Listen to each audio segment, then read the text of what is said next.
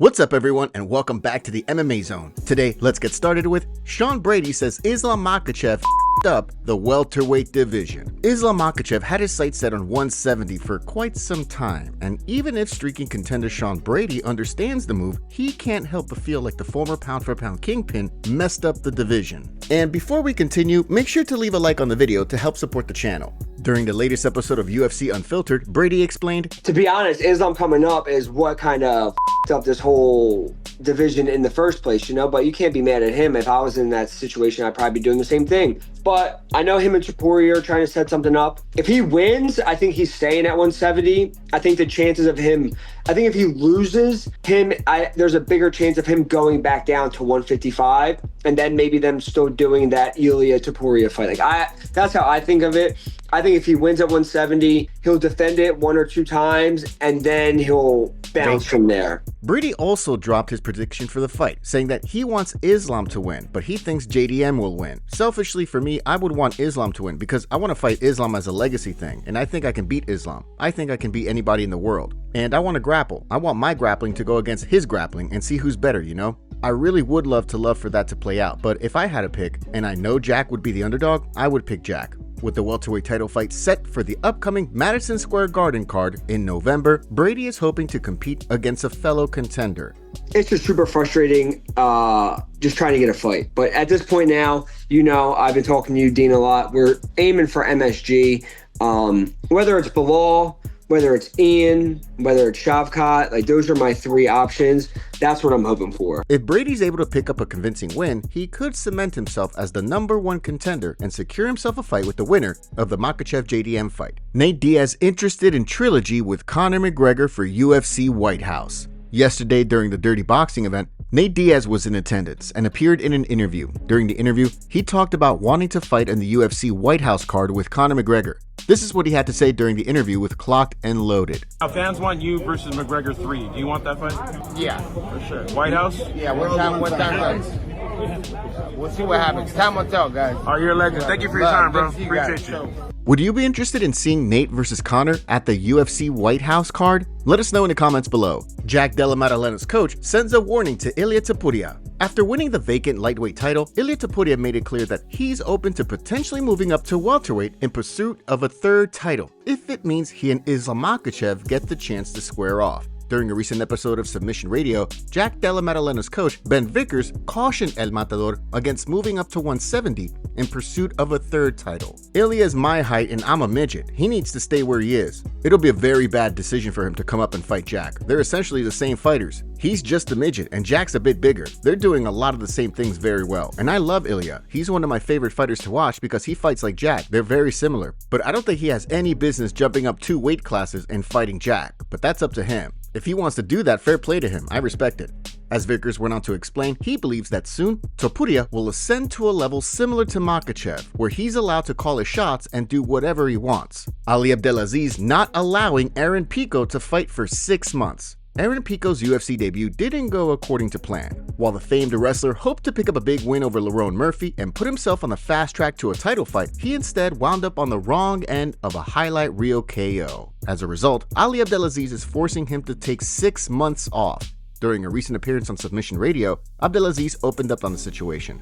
He's doing good, he's very positive. This can happen to the best of them. It's a game of inches. It can happen to everyone. But one of the things I know about Aaron, he's been there before many times and he always came back on top. I have no doubt in my mind that he will come back. He will fight for a championship one day.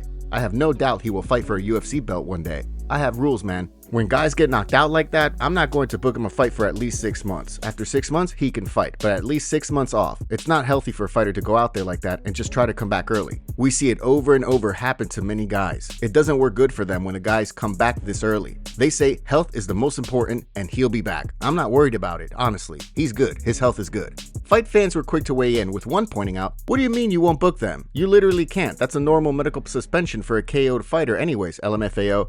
Another added, no, because the medical suspension is 6 months for a KO. Ali is a rat. Several fans, however, called cap, pointing out how Frankie Edgar was KO'd by Brian Ortega in March of 2018 and fought the following month. Cap, Frankie Edgar. Once Pico is ready to return, It'll be interesting to see who he fights. Aljamain Sterling not happy with Sean O'Malley pay-per-view numbers. After Aljamain Sterling's big UFC 288 win over Henry Cejudo, Sterling wanted to take some time off. Instead, Dana White announced that the promotion was planning to book a fight between Sterling and Sean O'Malley on the UFC 292 card just several months later. At the time, Sterling wasn't happy with Dana announcing the UFC's plans without seeing how he felt after a 5-rounder. However, ultimately, he accepted.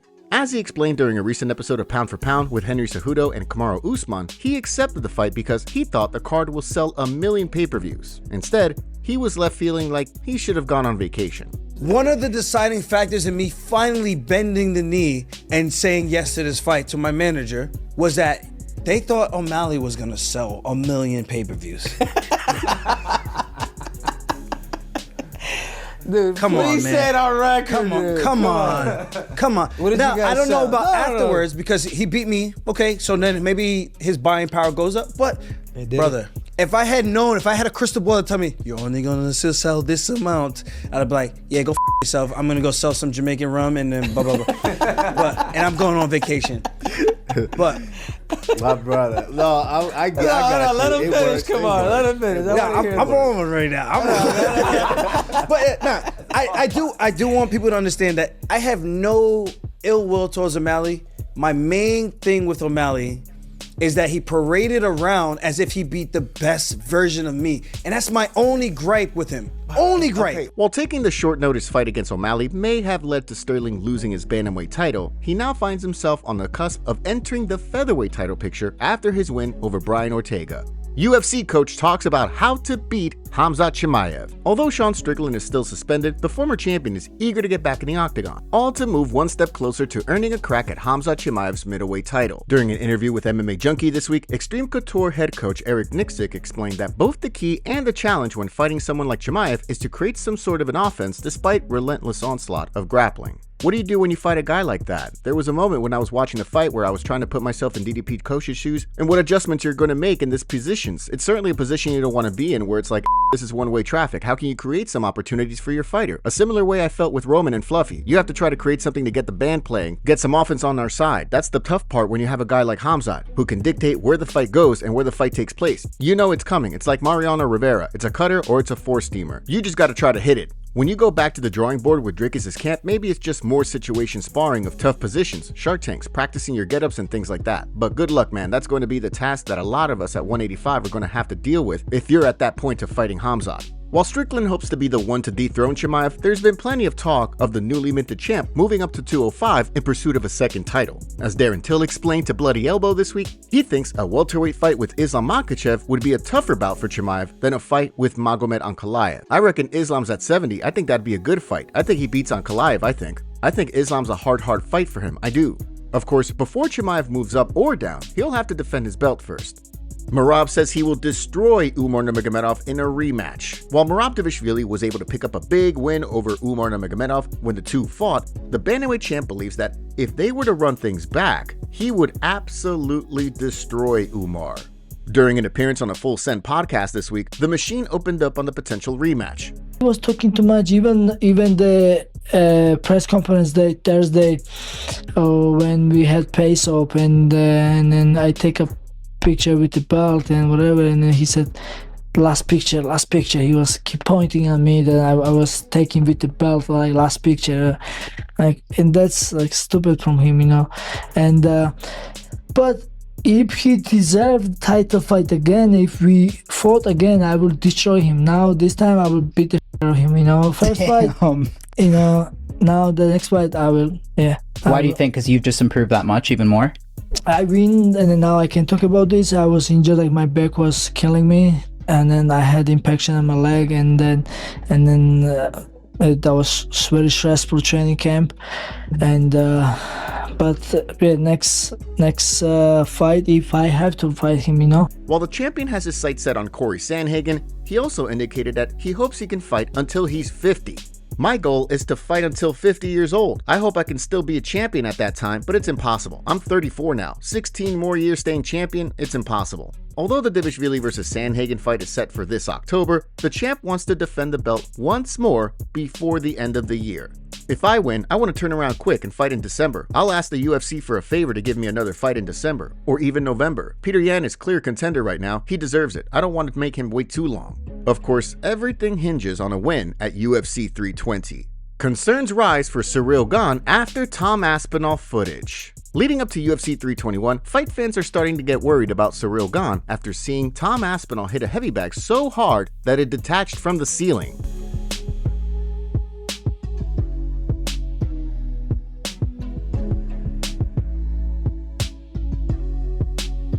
While many believe that Aspinall would likely use his wrestling when he and Gane share the octagon, the latest training footage has fight fans wondering whether the champion will keep things on the feet and look for another highlight reel knockout.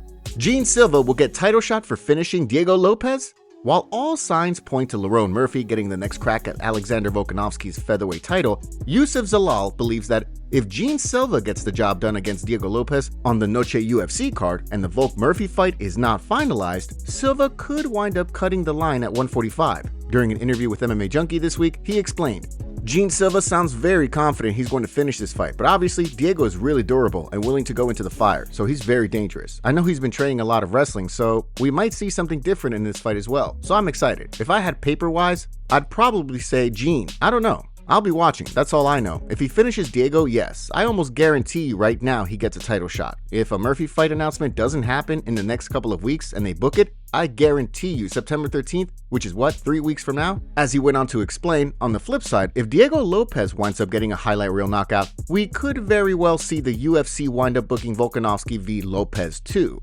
Rampage Jackson confronted again over Raja situation. During a live stream with popular influencer Neon last night, Rampage Jackson was confronted again over the Raja situation. During the live, Neon called rapper Top 5 to talk to Rampage. That's when Top 5 called Raja a monster and said he would knock out Rampage. Here's the clip. Yo, what's good, bro? I'm here with Rampage. I'm on stream. I was up Top 5. What's up, homie? Your son is a monster. Yo, hey, watch your mouth, bro. Watch your mouth, chill. I'll knock you out, Yo. No, at this mother. Nah, Top 5, yo, come on, bro. Nah, I'm hanging up. Nah. Who is that motherfucker right now? L Top 5, bro. Who the Why is he talking? You don't know who Top 5 is? I had no idea. He went to jail for a murder case and he beat the case and he's Drake shooter. Rampage was even forced to change his disguise because of all the threats he's been receiving for the Raja Jackson situation. Unfortunately, it did not work. Sorry to have to do this, but I got to change my identity. I got to change my identity. I got too many people saying they're going to do some crazy but I'm going to change my identity. Yeah, it's my new look. But I look like a black Donald Trump. Yeah. I look like Ric Flair. The you laughing at, Nick? What? No, I don't want the what the trying to change my look. Nobody gonna mess with you. I ain't bulletproof. I'm not bulletproof. Ain't nobody gonna mess with you. Yeah, hold on. What you laughing at, bro? Rampage. What the I'm not Rampage. Okay. How you be honest, bro? Be honest. What's your name? Victor. How you know I was Rampage? Be honest. Your face, man.